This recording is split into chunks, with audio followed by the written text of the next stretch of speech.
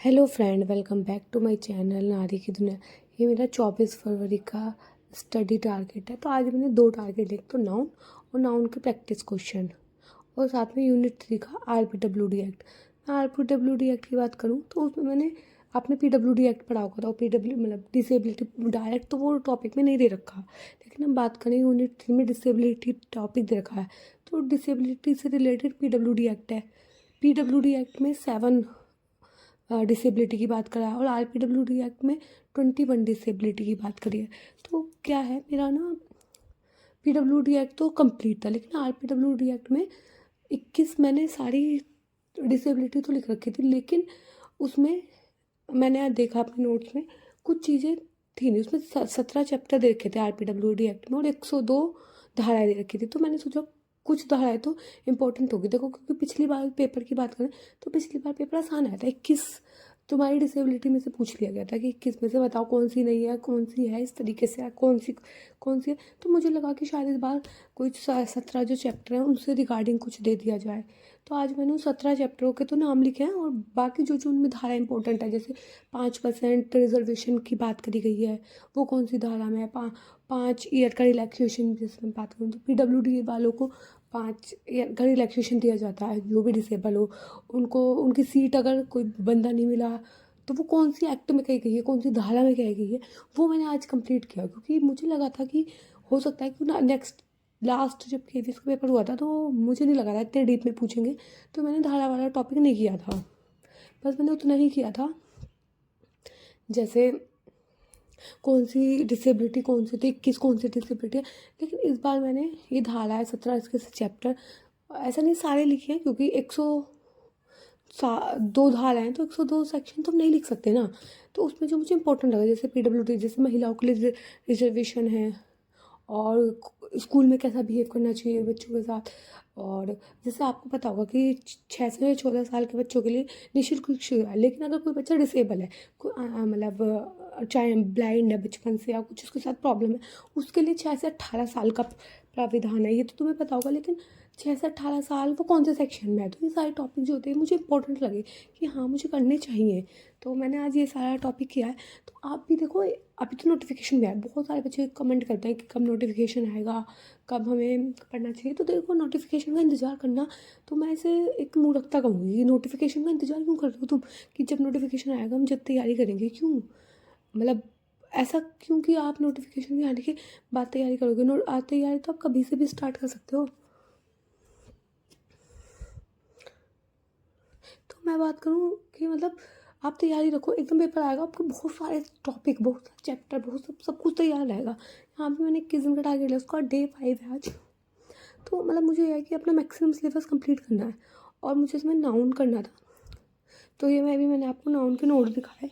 ये नाउन के जो नोट्स हैं मैंने तरुण ग्रोवर सर की वीडियो से बनाए थे।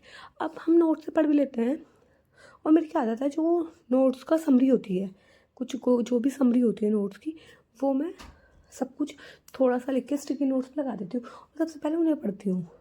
जो इंपॉर्टेंट चीज़ होती है उससे क्या होता है, सारा चैप्टर रिकॉल हो जाता है। वो मेरा हर उसके चैप्टर के लिए भी लिखा हुआ है, सब जगह लिखा हुआ है। किसी ने मुझसे पूछा था आप करंट अफेयर कहाँ से करोगे, तो देखो करंट अफेयर फ़िलहाल तो मैं नहीं कर रही थी। जब नोटिफिकेशन आएगा मैं जब करूँगी लास्ट 6 महीने का, वो भी हर दिन वाला नहीं, वो भी सिर्फ 6 महीने का, और वो भी मंथली जो कराते हैं, वो भी उत्कर्ष क्लासेस से, उत्कर्ष क्लासेस में कुमार गौरव सर पढ़ाते हैं उनसे। बस मैं करंट अफेयर उनसे ही पढ़ूंगी। और पिछली बार मैंने उनसे ही पढ़ा था, क्योंकि करंट अफेयर देखो 5 नंबर का आता है, हमारी किस्मत है 5 में से लग जाए। तो उसमें भी कुछ टॉपिक थे जो मैंने पिछली बार करे थे, वो मेरे पे कॉपी थी। तो इस बार मैं देखूंगी, मैं उन्हीं टॉपिक करूँगी जैसे मैंने खेल से रिलेटेड करते।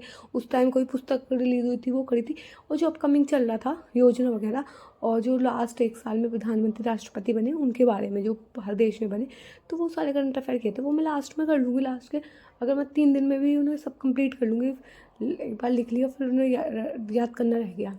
तो अभी मैं फ़िलहाल करंट अफेयर, क्योंकि 5 नंबर के लिए इतना करंट अफेयर पढ़ना मतलब मुझे पर्सनली नहीं लगता कि वो ठीक है। और यहाँ मैंने नाउन का रिवीजन कंप्लीट कर लिया था और अब मुझे लगानी थी प्रैक्टिस। अब प्रैक्टिस या तो तुम किसी बुक से लगा लो, और बुक से लगाना बोरिंग हो जाता है बहुत ज़्यादा, हम कंफ्यूज हो जाता है किसमें। तो ये तरुण सर की ही वीडियो है, क्योंकि मैंने इनसे करा था, यहाँ से मैं प्रैक्टिस कर ली हूँ। और इन्होंने 100+ से ज़्यादा इसमें क्वेश्चंस कराए, मैंने सारी करी है कंप्लीट। और जैसे जैसे नई नई चीज़ें आती रहती हैं, नए नए टॉपिक आते रहते हैं या कुछ भी नया नया आता रहता है, वो मैंने नोट डाउन कर लिया। जैसे इन्होंने बताया था वुमेन सर्वेंट, तो अगर वुमेन सर्वेंट है तो प्लूरल में क्या होगा उसका, सिंगुलर में क्या होगा, जो भी इन्होंने टॉपिक बताए। क्योंकि पहला टॉपिक नाउन है तो नाउन देन मैं एक दिन में, हर दिन में एक रख रखा है। अब जैसे अगले दिन मैं प्रोनाउन करूँगी, प्रोनाउन के क्वेश्चन, क्योंकि ये मैं पहली बार नहीं पढ़ती। हम पहली बार पढ़ते हैं तो हम टॉपिक समझ लेते हैं। मैंने पहले पढ़ रखा है, एसएससी के लिए भी पढ़ा था, और ये सारा एसएससी टीचर के लिए पढ़ाता है। और मैं आपको सबको सजेस्ट करूँगी किसी टीचिंग वाले उनसे मत पढ़ के एसएससी वाले टीचर से अच्छा पढ़ो। उनकी क्वालिटी बहुत अच्छी होती है, वो अच्छे से एक्सप्लेन करते हैं चीज़ों को, और तुम्हें सब कुछ अच्छे से समझ में आ जाएगा। टीचिंग के किसी टीचर से पढ़ोगे तो मैं ये नहीं कह रही उनकी क्वालिटी ख़राब होती है, लेकिन मटेरियल कम होता है। तुमने एसएससी वाला पढ़ लिया, क्योंकि देखो सबको पता है एसएससी का लेवल तो हाई है ना, टीचिंग से तो होता ही है। तो अगर तुम हाई पढ़ लोगे तो टीचिंग का तो निकल ही जाएगा एग्ज़ाम। और तरुण ग्रोवर सर काफ़ी अच्छा पढ़ाते हैं। मतलब एसएससी के लिए तो बहुत टीचर पढ़ाते हैं, जयदीप सर भी पढ़ाते हैं, रानी मैम भी पढ़ाते हैं, निमिषा बंसल मैम भी पढ़ाते हैं। लेकिन मुझे पर्सनली ग्रामर पोर्शन इनका समझ में आता है। और जैसे एक PQRS की ट्रिक थी, वो मैंने रानी मैम की निमिषा मैम की 12 घंटे की वीडियो थी, वो देखी थी। मैंने 2 दिन में करके देख ली थी। तो उससे मैंने नोट्स बनाए थे कि कैसे PQRS से डील करी, क्योंकि मुझसे PQRS नहीं होते थे। कॉम्प्रीहेंशन की प्रैक्टिस मैं इंग्लिश माध्यम ऐप से करती हूँ। अब तो मैं काफ़ी टाइम से कॉम्प्रीहेंशन की प्रैक्टिस नहीं करी, क्योंकि कॉम्प्रीहेंशन मेरी ठीक है। अगर मैं बात करूँ तो कॉम्प्रीहेंशन DSSB में ज़्यादा मैटर करती है। और ये फर्स्ट स्टेट स्लॉट मेरा कंप्लीट हो गया था, और उसके बाद थोड़ा देर रेस्ट करा मैंने, क्योंकि मतलब नाउन पढ़ना, रिवीजन करना होता है, उसके बाद 100 क्वेश्चन लगाना तो बहुत ज़्यादा हो जाता है। उसके बाद मैं सेकंड स्टडी स्लॉट करी, और सेम जैसे मैंने आपको बताया मैं यहाँ CDP कर रही हूँ। और CDP के पहले मैंने RPWD एक्ट पढ़ा, उसमें कौन सी 7 वो थी, वो सारी चीज़ देखी। और आज मतलब मैंने यूनिट 3 का सेकंड जो पार्ट है वो कंप्लीट कर लिया। पूरा तो नहीं हुआ, लेकिन सेकंड पार्ट मैंने कंप्लीट कर लिया। और यहाँ फिर जैसे RPWD एक्ट कब लागू हुआ, तो जो 16 में आया था वो, लेकिन हुआ 17 में लागू था।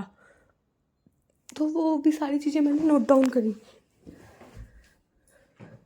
कौन सी चीज़ कब हुई। जैसे ये 19 अप्रैल 2017 को लागू हुआ। चैप्टर 1 में कौन सी वो हैं, कौन सी ड्यूटी है। तो ये सारी चीज़ें मैंने लिखी है कि बच्चों के साथ नॉन डिस्क्रिमिनेशन नहीं करना चाहिए। तो आप भी देख लो, एक एक टॉपिक भी आप अभी से करना स्टार्ट करोगे ना। और देखो कोई कहता है वैकेंसी कब आएंगी, तो अगर मैं आपको सबको वैकेंसी का बताऊँ तो अगर आप प्रतीक शिवालिक सर की वीडियो देखते हो, काफ़ी वो ऑथेंटिक न्यूज़ देते हैं। उन्होंने कहा था मार्च में नोटिफिकेशन आने की पॉसिबिलिटी है। तो अगर मार्च में नोटिफिकेशन आता है तो आपके पास मार्च है, अप्रैल है, मई है, और जून में पेपर हो जाएगा। मैक्सिमम जुलाई जाएगा, जुलाई में नहीं जाएगा, जून में हो जाएगा 100%। तो हम पे इतना टाइम भी नहीं है। और तुम जब करने बैठोगे ना, तो सिर्फ हमें सिलेबस कंप्लीट करना टारगेट थोड़ा होता।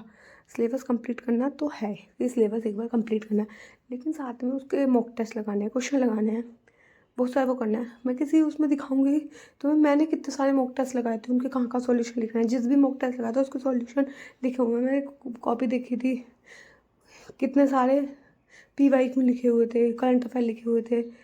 उसका यह है कि जब हम बहुत सारा पढ़ते हैं, क्योंकि ऐसा तो है नहीं हमें पता तो होता नहीं क्या आएगा, बहुत सारा पढ़ेंगे तो वो क्वेश्चन भी अटैम्प्ट कर लेते हैं जिनके बारे में हमें कम नॉलेज होती है। तो आप भी मेरे साथ देखो, टारगेट ले लो। अभी मार्च आने में 1-2 दिन है, मार्च आ जाएगा। तो होली से पहले होली 14 की है तो 13 तक कम से कम कोई भी 2 सब्जेक्ट कंप्लीट करना है। और कोई भी 2 सब्जेक्ट कोई भी बंदा कंप्लीट कर सकता है। मैं नहीं कह रही तुम CDP उठा लो, क्योंकि CDP का सेक्शन सबसे ज़्यादा वास्ट है। तुम ऐसा सब्जेक्ट उतार सकते हो जिनका सिलेबस कम है, जैसे हिंदी सबके साथ होती है। EVS के लिए तो मैंने बताया भी था कि क्या कहते हैं, कहाँ से को नोट डाउन करना है।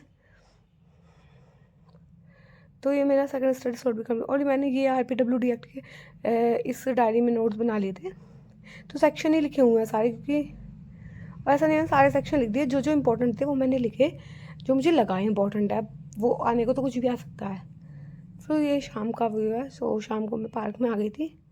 तो बस मैं आपसे सब कहूँगी कि आप भी 21 दिन का टारगेट या फिर 10 दिन का टारगेट या 1 महीने का। और आज मेरा खाना खाने का मन नहीं था रात में, तो मैंने अपने हस्बैंड से बोला था मेरे लिए टिक्की ले आना। तो क्या होता है मन की नहीं, बाहर से खाने का मन है कुछ, तो फिर वो मेरे लिए टिक्की ले आते। तो मैंने यही अपना डिनर कंप्लीट किया था और मैंने यहाँ देखा कि हाँ चलो आज मेरे दोनों ही टारगेट अचीव हो गए 24 फरवरी के। तो मेरा 21 दिन का 5वां दिन भी अच्छे से कंप्लीट हो गया। तो आज की वीडियो में इतना ही। अगर आपको वीडियो पसंद आई है तो वीडियो को लाइक करना, चैनल पर नए हैं तो सब्सक्राइब